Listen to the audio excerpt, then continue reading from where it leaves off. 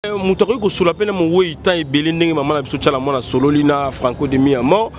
un esprit de mort. Vous connaîtrez la vérité et la vérité vous affranchira. Domaine yandoto est compliqué, c'est difficile. Il faut aller la bonzambe pour épée cette interprétation correcte. L'esprit de mort, balati elongia mutu franco, ata mutuana akufa kala. L'esprit de mort est capable de later longia mutu. Bon, maman dans le domaine musical c'est normal. Esprit de mort a kobimele na sens wana. Tango mutu akufaka. Aza sous-souté na contact na ba vivant. C'est ce que dit la Bible dans Hébreu. Alors je disais que ce que taraming batu ba kufa, ce n'est pas bon. Ko batte la noto te et koki ko coûter cher un jour. Parmi bandoto oyo est difficile, est compliqué. Un jour au lotaki ozomonana double. C'est un esprit de mort. Tout message qui vient de mort, bien-aimé, n'est pas un message de Dieu. Pour l'année bien, je traite ce domaine des rêves. De santé nationale puissante chez Dr Cathy Munga. Comme mon sœur Cathy Munga, nazali naturothérapeute, nazali kosunga bandeko bazali na bokono ndenge na ndenge au moyen de plantes naturelles. Bandeko bazana ba problème ya ba hémorroïdes interne tout comme externe, infection urinaire, prostate, azospermique, obota ezalité, rhumatisme, nerf sciatique, gouttes, règles douloureuses, glaucome, vision floue, motopathie intense, sinusite, awa nazana kati ya laboratoire. Ah nde bisika na séchaka ba plante, banzete, ba makasa ya ndenge na ndenge, depo na nga yango yo esika na salaka ba formule na ba solution na nga. Merci na équipe mobimba ya maison chez Cathy, en particulier Joyce Bolaba.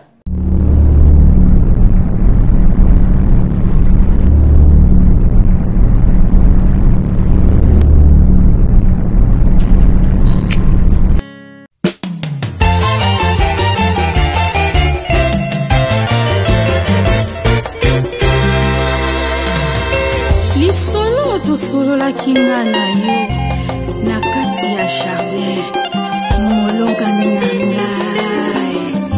Oh, voici les hommes de Dieu sont venus pour honorer notre mariage. Oh, molonga nia, I love you, God.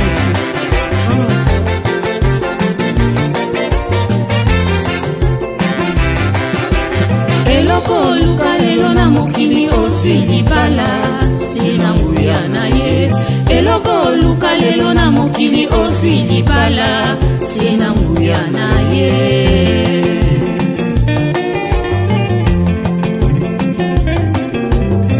Tango kila kyodamu ezalaki malamu kasi omona kiete azuwa ya ye mosui.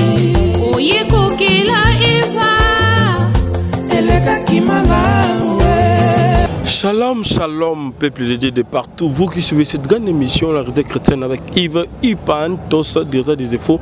La fin avec la série continue toujours dans votre chaîne Cyber Promo 240 ans et pourquoi pas de votre grande émission, la réalité chrétienne. Voilà, nous sommes déjà avec le pasteur Valère Moussatou, dictionnaire Yabandoto Nabiso, Daniel Yabandoto Nabiso, Touzani Awa, Togo Surola. Par rapport à ces jeunes, les rêves difficiles. De quoi l'autre, Kabandoto Moko ya Pasi, Oyo. Oui, peut-être que pesa ndimbola papa zali awa justement pour nous pesa ndimbola ya bandoto na biso. Voilà, l'homme de Dieu boni santé na yo, il y a église aussi na bandeko baota la biso moi li lo ba na bango ezala mieux pour continuer mission na biso. Oui, tout ça bien papa Yves par la grâce de Dieu, église paix, tout ça vraiment malamu. Voilà, nous sommes pour la Sijine. Éternel Dieu, nous te prions Père de bénir cette émission, de bénir quelqu'un à travers cette émission, qu'il retrouve ce qu'il est en train de chercher pour ta gloire. Au nom puissant de Jésus, Amen. Amen. Voilà, Sijine les rêves difficiles. Je ne sais pas. Alors, truc au définir les rêves difficiles. Bien aimé, to zongeli bino na bandoto, ndoto sujet moko important pour na ba vie na biso. Lelo ato lotite lobi okolota okoluka basala nzambe be expliquer yo vie ya motu zana ba domaine ebele bandoto ezo faire partie ya vie ya motu yango papa Yves soki mutazo lotate aza malade quelque part spirituellement azo fonctionner bien te parce que ezana ba makambo il faut que Nzambe yé moko ya relation na ndoto. C'est très important. Alors, bien aimé, les lots ont touché ba songe difficile, ba rêve difficile, ba noto yo au loti aux explications te. Alors, au koki qu'on négligé, mais attention. Message wana Nzambe mutayeli yo, peut-être la ligne épargné ne lo comme abe ligne ya. Mais ce que ça est forte ya koyeba interprétation et qui peut coûter cher et qui peut coûter mutu cher. Batu ebele nazonge lango na bémission bakufa avant parce que nzamba yela ki bandoto a minimiser yango abengi yango ezaka ka ndoto alors que c'était les avertissements de Dieu. Bamsu lelo aza sunanda kwa libala te parce que a négligé ki ndoto o avertissement ba yela ki abengi yango ka ndoto. Bamsu lelo asuna musala te à cause il y a négligence, il y a ndoto bayako lakisaye nzamba bona déjà ba patron ba sala les complots pour ba longola ya na ndoto alakisi mais il a minimisé yango aluki pe ba sala nzamba te ba longolé na musala. C'est pour autant dire bien aimé domaine est très important to yeba yango to boy ko subir ba makambo mabe parce que nzamba lakisaki à cause de la négligence. Alors, lelo papa Yves tozolo vela ba rêve difficile. Hein, mutalo te comprendre te o eza nino juste. Exemple ya liboso d'abord l'émission na biso toye po obenga biso. Toye ko salisa yo. Peut-être l'autre bandoto mabe ko kate ko bima na yango en tout cas benga biso na 09 98 17 77 04. 09 98 17 77 04 Otier plus 243 pour tous na RDC na Kinshasa. Merci papa. Bien aimé, Yaliboso papa Yves Mutualoti papa na bango akufa déjà mais aloti akufi lisusu. OK. Oh. Papa asi akufa kala. Balela et ça fait des années. Mais ozolo ta papa akufi lisusu. Ça c'est un message qui vient de Dieu. C'est-à-dire par là? Oui, ndoto yo elingi koloba boye bien aimé la ndanga avec attention to koti na dictionnaire ya bandoto. Et ndoto ezo lakisake na kati ya nzamba eko lakisake na famille ya papa na bino mikolo ezo ya eza na moto akokufa. OK. Voilà, interprétation yango. Ça c'est bien. Mais il y a une question moko lelo to la muki un bon matin to moni mama Tchala Mwana wazali bon chanter c'est moni mboka Congo. Alobi alali aloti Franco demi à mort papa na biso Luambo Makiadi atuni bazo solana en face atuni boni mboka Congo. Alobi mboka Congo eza bien mais pas si tozo nyoka ma ndenge botiraki mboka eza bongo te mboka comme na moi ba difficulté ebele nde inspiré ye aye manzembo oyo azoyemba mikolo pona mboka Congo passe eleki. Est-ce que mutako ko sula pena mo woyi tan ebele ndenge mama na biso Tchala Mwana sololi na Franco demi à mort ou bien biloko musu a penser à mutu et tindi à l'autre ndeko kona butu et puis voilà li soleil ya ndenge wana. Bien aimé bolanda bien, je crois que mingi balanda ki vidéo oyo ngai pe na landa ki yango na kati. OK. Na lingi na expliquer bien peut-être yé maman Tchala Mwana akozwa pe temps ya kolanda biso. Jésus alobaki vous connaîtrez la vérité et la vérité vous affranchira. Domaine ya ndoto eza compliqué, eza difficile. Il faut zala na maye la bonzambe pour épée cette interprétation correcte. Soki moto akufi bolandanga bien. Aiko bimelo na ndoto abandi ko pesa yo message. La plupart ezalaka d'esprit de mort balati elongia mutu. Papa Yves ata kufane kala hein lokola tangi musicien Franco ata mutuana akufa kala l'esprit de mort baza capable ba la telongi ya mutu. Bon, maman za na domaine musical c'est normal. Esprit de mort a ko bimele na sens wana. Ah bon? Bon, tolingi to pe sa interprétation. Tango mutu akufaka aza susute na contact na ba vivant. C'est ce que dit la Bible dans Hébreux chapitre 9 verset 27. Bible zoloba, il est réservé aux hommes de mourir une seule fois, après quoi vient le jugement.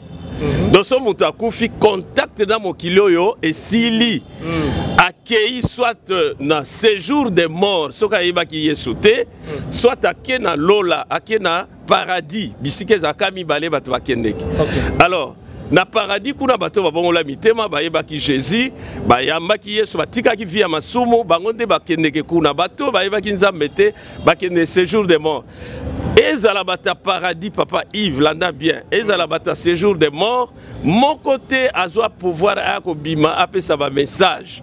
Dieu n'a jamais autorisé ça. Tant que loti moto akufi, j'ai bien dit au départ mingi za esprit de mort balata banzoto abatu. Ok. Yami Balé, Nayamba Bato, hein, je vous donne un exemple. Un frère, papa Nabango Koufaki, Atiki Jupe, Bazo Lukabate ka Jupe wana. Siko papa Nabango, Oya Koufi, Ayeko Bimela, Mwana wana, Yebise Jupe, Nanga Mutate Kangote. Mwana Bangi, Abi, mais comment papa Eko Landati Nandoto? Abengi famille, Alobi papa, Apeki Sibate ka Jupe na été. Manquant de connaissances, Bakanisa qui est papa, alors que ça papa c'est un esprit de mort. Alors tu es l'ongia papa et quoi embrouiller bango simplement. Ok. Alors si vous avez la connaissance biblique tu vas croire à n'importe quoi. Dans la Bible, Zamalobagi na Moïse, Yepsaba na Israël, Soki tata akufi héritage ezotika la yabana. Donc bazaki na droit bateka jupe. Okay. Mais un esprit de mort à l'atelier papa a écopé ça un faux message. Alors nous devons faire attention. Tout message qui vient de mort, bien aimé, n'est pas un message de Dieu. Sauf dans le cas particulier. Il y a des ceux là balota à des esprits de mort. Balota ba parents na bango par exemple assis à Koufa mais ils ont ba rare pour la bien je traite ce domaine des rêves koko tate na embrouillement na berreur. OK. Alors ba rare papa na yeko bibélé a ebise mwana luka osala musala moko boye ko vanda boyete ndoto ekatani. Là c'est Dieu qui a parlé. OK. A utilisé papa wa Koufa mais ça ba rare je dis bien. OK. Ba mususu amoni pasteur na bango akufa kala abimé lié na message ya Nzambe. C'est aussi rare. Tolobite que somo sela Nzambe akufi abimela bato non. Mais baka oyo yamba et ça la rarement là le message vient de Dieu. OK. Mais il faut faire attention na message ya bakufi. Je prends un autre exemple. Une maman ne akufa aboti tant que l'ingé pesa mwana kombo maman na ya kufa yeko pesa kombo. Hein? Est-ce qu'il faut croire ça vient de Dieu ou bien des esprits? Là ça vient des mauvais esprits. Si. Nous devons avoir le discernement des esprits. Alors allons tout droit dans le message à maman. Maman Chalamona, oui. Oui, je ne suis pas venu pour ça, mais comme on posait question, on peut quand même répondre. Je crois que message wana je crois ça n'a rien à voir. Ça n'a rien à voir. Ah bon? Voilà, ça n'a rien à voir. C'est politique. Ça n'a rien à voir. Bon, n'a évité n'a jugé maman que peut-être elle réfléchissait beaucoup sur le pays, peut-être. Mais message wana kolobake baye ko tournaye, ça vient de Dieu. Franchement, personnellement, en tant que moto à traiter à domaine, il y a songe avec expérience. Depuis l'an 2000, l'autre 2021, nous avons quand même de l'expérience. Voilà, ça ne vient pas personnellement, ça ne vient pas de Dieu. Peut-être maman a un message, ça peut-être, elle peut le faire d'une autre façon. Voilà ce que je pourrais dire. Voilà, tozongi na ba rêve difficile na biso. Azalaka mundele te, azalaka mutu mwindu. Na moment ya confinement, zibe service a memeli biso biloko na biso. Na mbula moko, conteneur ekoki kuya 6 fois, 7 fois, 60 fois. Agence na Europe mobimba, etikala kaka moko. Zibe service eza na reine. Ba numero kubenga, yango wana kubenga. Zibe service eza kusala musele. Awa na Kisasa, eza bongo place ya kubunga te na Sainte-Thérèse, na sima ya station. Mbala moko za mubimba, afasi na yango la police, zibe service eza wana. Bana biso, toza kaka na Kisasa te. Toza na Angola, toza na Brazza, toza na Mbanzango, toza na Matadi, toza na Boma, toza Tinaka. Bango na moment ya confinement. Na bango, na bazansi na bango, balali. Biloko yete ekomi na kezo ya ngai. Shalom, shalom à vous les enfants de Dieu. Na pesibino mbote na kombo na Yesu, c'est bien moi votre frère, le pasteur Israël Nash. Je vous salue au nom de Jésus. Je suis précisément à Kinshasa. Naza responsable ya Ophelina, Jésus est mon papa. Na ye liboso na bino pour représenter bino bana o bozomona na bilili pe ba difficulté tozanango na bandaki musala o ça fait longtemps ya koboko la bana selon ainsi dit l'Éternel mais ba difficulté ezamingi difficulté ya loyer parce que tozo futela et puis difficulté au futela bana minerval pour to chute au bandaki to pesa qui avance mais tikali ndambo nazo banga ke bana oyo bakata classe bakoma nango na sukate. C'est pour cela Dieu m'a mis au cœur na lancé message oyo na batu nyonso ya motema malamu basunga bana oyo bozomona na bilili bana oyo bozomona na bilili ndambo na juna rond-point Ngaba ndambo Victoire ndambo Limité et puis ndambo l'état pesingai pona bande kolanga nyonso ba congolais bobi ba réalité nini to passer nango na mboka soki nga simple individu na ndimi kozwa bana oyo na bokola na ainsi dit l'Éternel. Ce qui l'État s'est décidé, tout le monde a souba fazer na zelate. C'est difficile, il y a aussi la ngonga moko. C'est pour ça que nous lancé appel na bana nyoso nzambe pour na classe ya bana oyo, pour na loyer na bango, kolata pe kolia na bango. Na osenga na batu nyoso baza cœur sensible, pe baza na motema kosunga ba sunga biso pe ba salisa biso. Toza na commune ya Kalamu, quartier Kauka, référence ya monene tukanga na université Kimbangiste, avenue comme on a Marin, le numéro 16. Le numéro de téléphone à Bisso pour na bateau balingi ba contacter Bisso pour na ba détail mon sousou. Ils a plus 243 89 72 32 229. Zamba pambo la bateau nyoso ba ko assister Bisso. Merci beaucoup. Voilà papa tu nous tikelo vraiment temps au méga ko expliquer ba ne ko ba rêve difficile les ara comment et puis ce ka loti asala ndengeni. Merci papa. Bien aimé, ce qu'on loti par exemple, Makamezaki est belé, mais on loti montre bimi pendule, to montre dans le boko et bimé lui aux autres à la air. Message wana et outil nzambe, ça veut dire Dieu te montre que c'est ton temps et comme il t'en a yo, peut-être aux qui na problème à libala et comme il t'en au bala. Comme il temps aux hommes musala et comme il temps aux promotion et comme il temps au voyager et comme il temps c'est le temps de Dieu. Dieu te montre, tu as beaucoup souffert, tant et coquille, il y a bénédiction là. Et quand le temps de Dieu est là, tu ne vas pas forcer, Dieu lui-même sera à l'œuvre.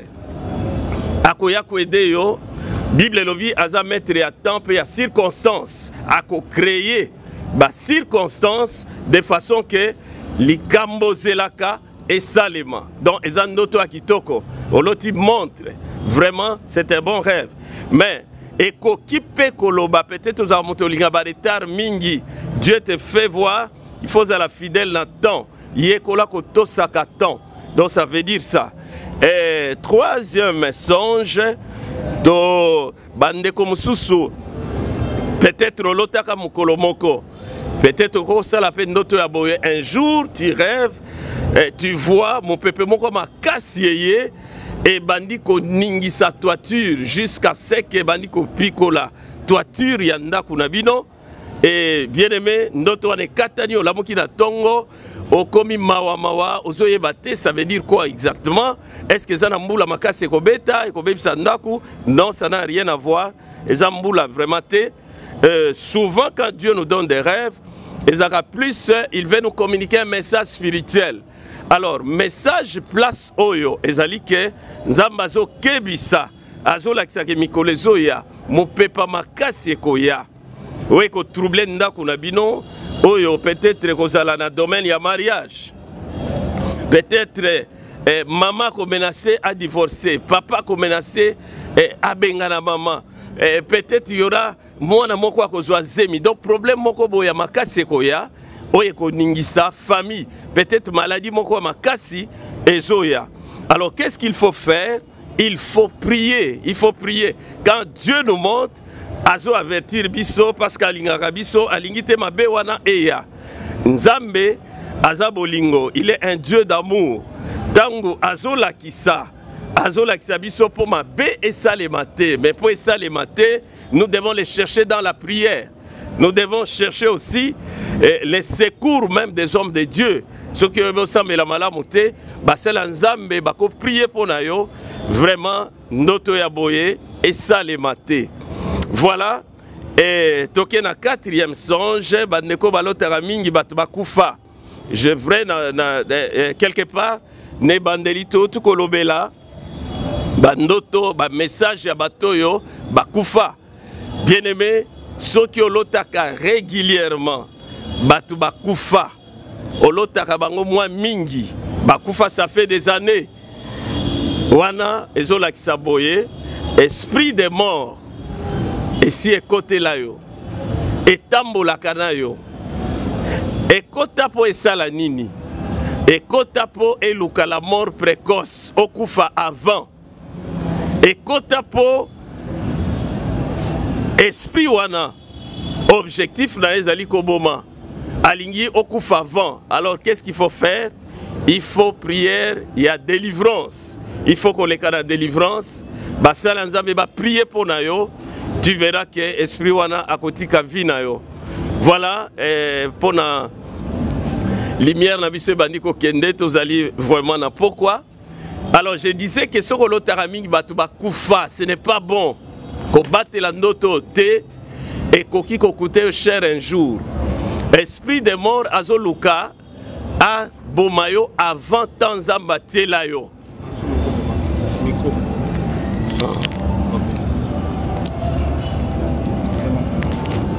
Ça va? Oui, bien-aimé, je disais, esprit de mort azoluka a bomayo avant temps zambatie layo. Yo koki kokufa avant te, n'accepte pas ça. Alors, pour ici, là, qu'est-ce que tu dois faire? Tu dois contacter les hommes de Dieu. Il faut, au lieu de la prière, il y a délivrance. Il faut prier pour nous. Vraiment, l'esprit wana bakokende. Ezana batu ba osala accident ebele simplement parce que l'esprit ototanga bango ne ba olanda bango. Bazo luka ba boma. Ezana batu olalaka. Il y a des fois où kanet moli molinge kende. Olinge okufa. Oye ko se ressaisir. Peut-être au tangi kombo ya Jésus. Oyoki kimia zongi. Phénomène wana eza esprit de mort. Azoluka bomayo avant. Ezana batu ba osaba hypertension aiguë ya makasi. Akolinga yo kata makelele te. Na si makuna esprit de mort nde avandi. Mouta bongo so aleki na prière de délivrance franchement akobika akozwa kimia. Dieu m'a fait la grâce yako prier une fois pour na batu ya hypertension ebele. Il y a une période bamususu ba bikaka par miracle akati na bakisi, c'est fini. Azoyo kasuba phénomène wanate. Jésus-Christ est capable à bikisayo a bengana besprit wana ozwa vraie liberté. Mais ceux qui ozo tika bien aimé, tu peux mourir avant, mais Dieu ne le veut pas. Alors, to continuer mon kepoto sukisa parmi bandoto oyo eza difficile, eza compliqué. Un jour, au lotaki, ozo monana double. Yo moko me ozomona na 2 personnes. Ndoto ezola kisa une vie à hypocrisie. Donc mutaza na 2 faces. Surtout ceux qui sont chrétiens. Nzamba lingi tozala conforme à parole na ye. Alors ce que l'autre qui boye bien aimé, il faut la repentance. Na lingi na bakisa bandoto mususu et yaka na série. Mais bandoto wana bazaka na explication moko. Landanga bien. L'autre qui peut-être mukolo mususu ozana kati ya zamba ozoluka koma ko bima. L'autre qui se retrouvé en Afrique alors que yo kende États-Unis bandakala. L'autre qui souvent ozongaka en Afrique. Okamwaka pourquoi ozongaka alors que tika Afrique là. Mosusu l'autre qui mingi ozana kati ya libulu. Bandoto yo misatu na tangi. Ozolota, ozana kati ya zamba, ozoluka komako bima. Ozolota, ozozonga souvent en Afrique. Bandoto ezolakisa, vi na mutu ezana kati ya blocage. Bien aimé, peut-être cela qui yango 1 ou 2 fois. Yango te échanger état d'âme na yo to situation na yo. Ndoto eza compliqué. Na ndoto papa Yves okoki kolota. Ndenge la lobi ozo se retrouver na zamba mukolo moko kaka. Ate se répéter te zamba la kisio ke vi na yo eza na kati ya blocage. Bandoto misatu na tangi. Ezo la kisa ke vi ya mutu eza na kati ya blocage. To bondela pona bandeko ebele aza kuna na mikili ya poto alota azonga kana Afrique. Soko poser question est-ce que makambo ezo tosa? La plupart à passer, ça ne va pas. Bandana tia ba dossier na zo mikanda na lelo na zo kate. Baninga ba zo nga na zo zoate. Musala malonge za kate na zo misala oyo osali moi balongoli yo. Baninga ba zo ba CDI. Ngada na zo CDI te depuis na ya poto. Monto à l'autre minga zone Afrique, il faut bakata singawana. Esprit à recul, l'esprit est benda ka ezong sake sima.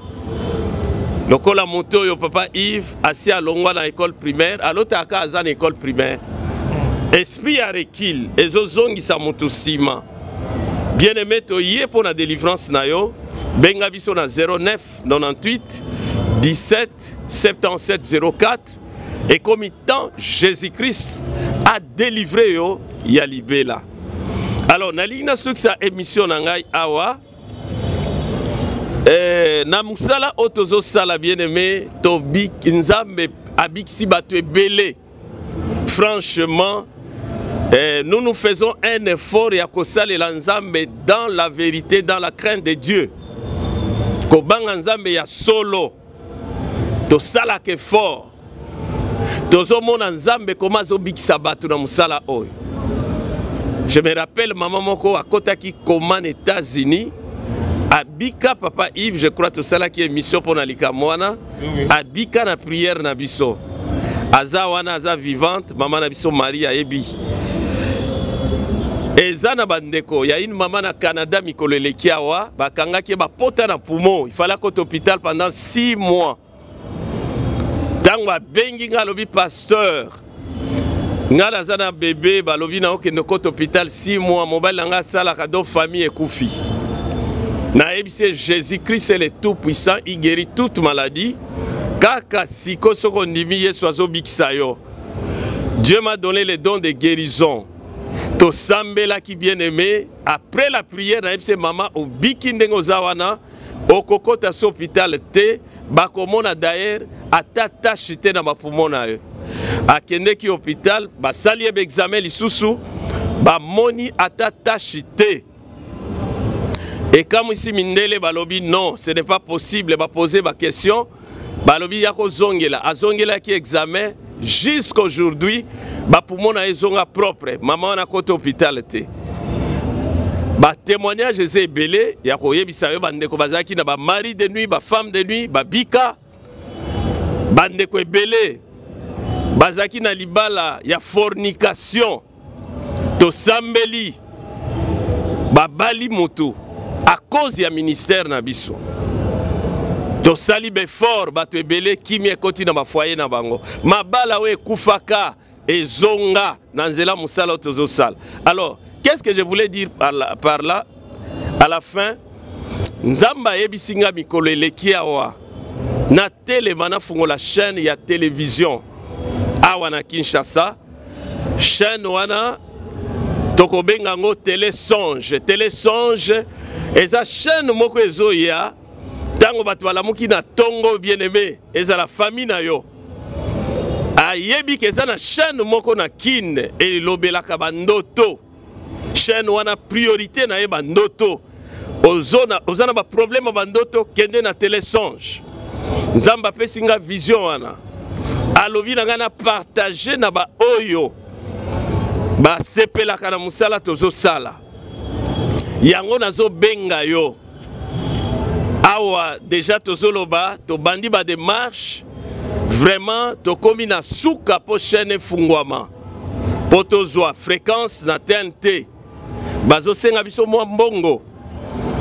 Bien aimé, franchement na eko sala appel yo mutozo landa ngai zwa mbongo na yo peut-être pour la première fois na yebi batebele bafinga ba pasteur pona mbongo ezana ba pasteur a solo bazali oyo oloni mbongo na yo eke ko pambola vie na yo pe famille na yo eke ko pambola yo na ndenge moko na vie na yo na salema te.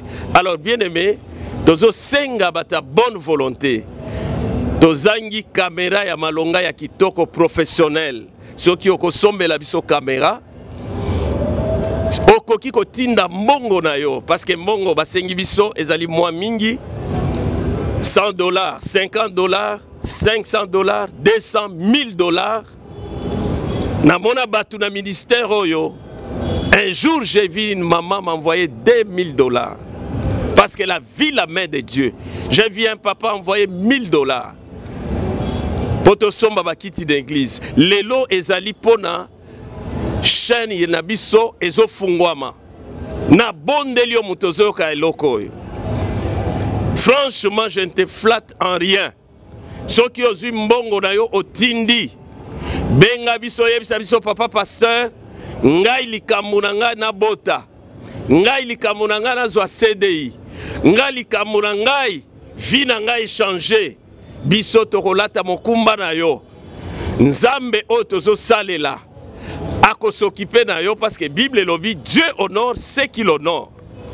Tango honoré ye na mbongo na yo chaîne efungwami tobandi koteya na yo bato babongola mitema lipamboli na yo wana ekoya ekoratete ekoya. Que Dieu vous bénisse. Tokomi na suka, c'était votre humble serviteur le révérend Valère Moussatou. Il y a église plein sali, tovani na limité première rue d'Ilandos. Que Dieu vous bénisse. À la prochaine. Benga biso na 09 98 17 77 04. Tozozela bapel na yo pour les canaux de délivrance.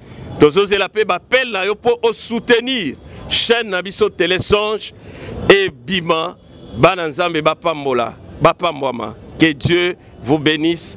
À la prochaine. Nous voulons prier. Éternel Dieu tout-puissant, Père, je te bénis pour cette parole. Alléluia. Je crois qu'il a béni mon frère, ma sœur. Nous te prions de toucher les cœurs par ton esprit. Père, nous te prions de toucher ton peuple afin qu'ils appellent, qu'ils soient guéris, qu'ils soient délivrés. Nous te prions de toucher beaucoup pour contribuer à ton œuvre, pour que cette chaîne commence et que les âmes soient sauvées pour Jésus-Christ. Que ton nom soit glorifié au nom puissant de Jésus. Nous avons ainsi prié. Amen. Amen. Amen. Merci. À la prochaine.